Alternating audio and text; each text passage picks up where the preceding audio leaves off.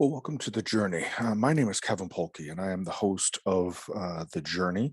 The Journey is a show that primarily focuses on stories of transformation, stories of individuals who may have had obstacles in their life, and what not only what were those obstacles, but then also what did they learn as a result of those obstacles being in their life. And we've had a handful of different guests over time talking about struggling with mental illness or struggling with job changes or addiction or eating disorders. And we've also had individuals who've had uh, changes in career and recreating themselves, or as we just recently had Sherry on our Sherry Barch on our show, where she took the leap of following a passion to write a book about a story that has allowed her and allowed others then as a result of it to reframe uh, what happens or what possibly could happen when our loved one passes on and is in heaven. And that was Heaven's Bell that we had that episode on last week.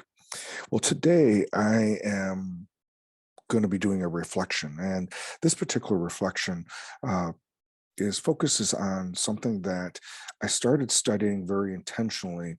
Um, Probably 5 6 years ago, and then it really went to a whole nother level within uh, in 2017 after I had a hiking accident.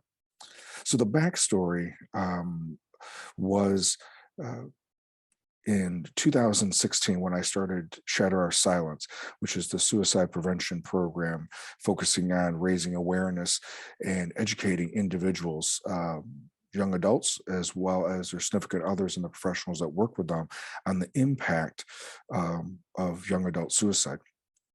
We would focus on those factors.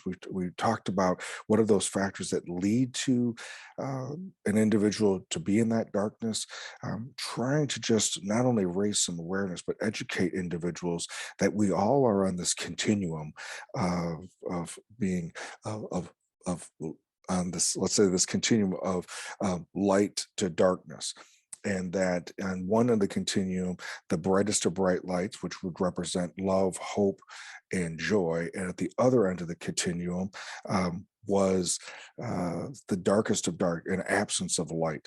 And in there, this idea that without having any of that love, hope, or joy available or present, that an individual would feel this sense of despair or a hopelessness, and that's where a person might consider that not being here, that death may be a better alternative than to attempt to continue living in that darkness.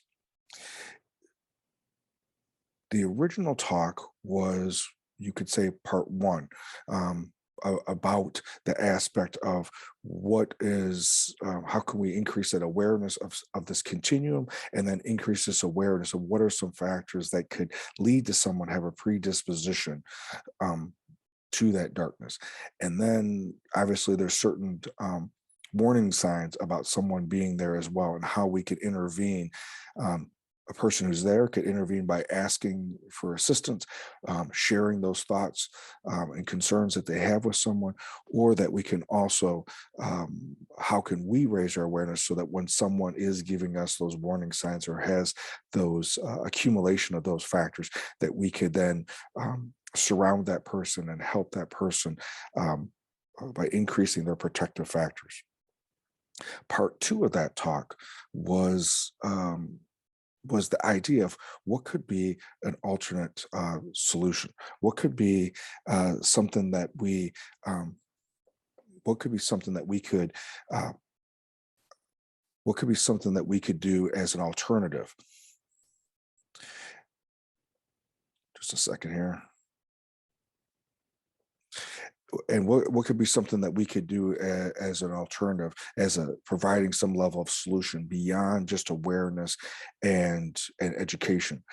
And that part too was about the idea that if we could increase a person's resilience, that when they found themselves in that darkness, that higher level of developed resilience would then allow them to be to be able to withstand being in that darkness. That the idea is that darkness is temporary, even though we don't know how long temporary is, and that that resilience will allow us, allow a person to persevere that being in that darkness until we can get some level of intervention, some level of assistance to that person to build in some resources. So that led me to really take a deeper dive into what what are some ways, what are some what does the research show regarding the idea of developing resilience within young adults, within students in particular. And so one aspect was that to start with the educator, start with the adults in the life of those students. And when those adults are focused on number one, gratitude, having a mindset, having the idea of being able to be grateful and having an attitude of gratefulness, that that is the first piece for the educator, for the adults in the young person's life, to be able to be focused on that. And I think what I've noticed with that is that when I intentionally focus on being grateful, that my mind goes from being closed to being opened.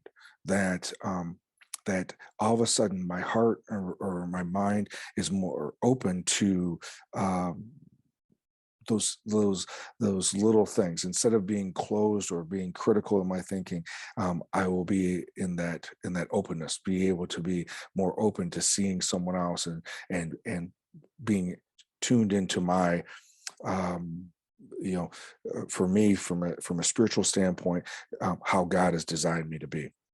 So that's number one, an attitude of gratefulness. Number two is to look at different time periods in my life where I've had obstacles, I've had setbacks, and then what did I do to overcome them? What did I do in the midst of that? What lessons did I learn as a result of me having those obstacles in my life or that time period?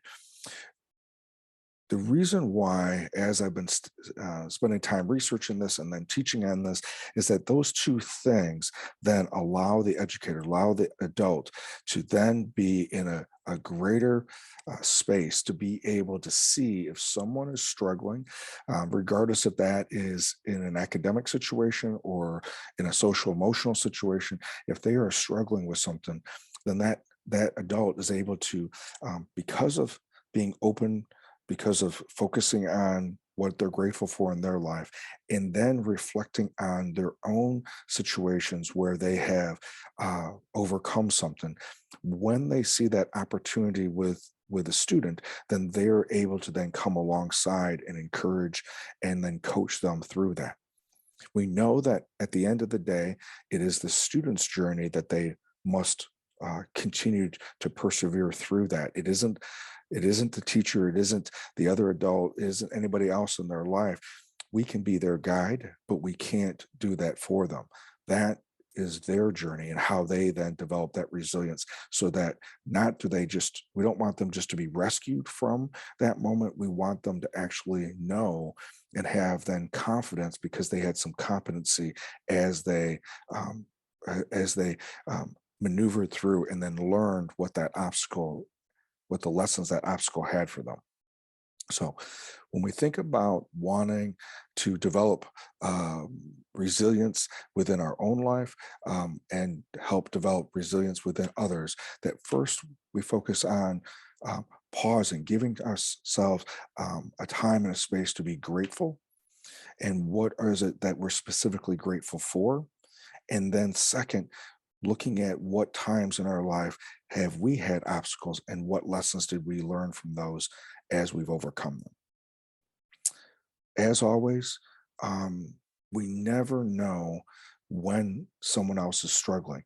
So it's critically important that we are constantly reflecting on our own caring for ourselves physically, mentally, emotionally, and spiritually, so that we then can see the opportunity to reach out and show some kindness to someone, to be able to pay it forward to someone.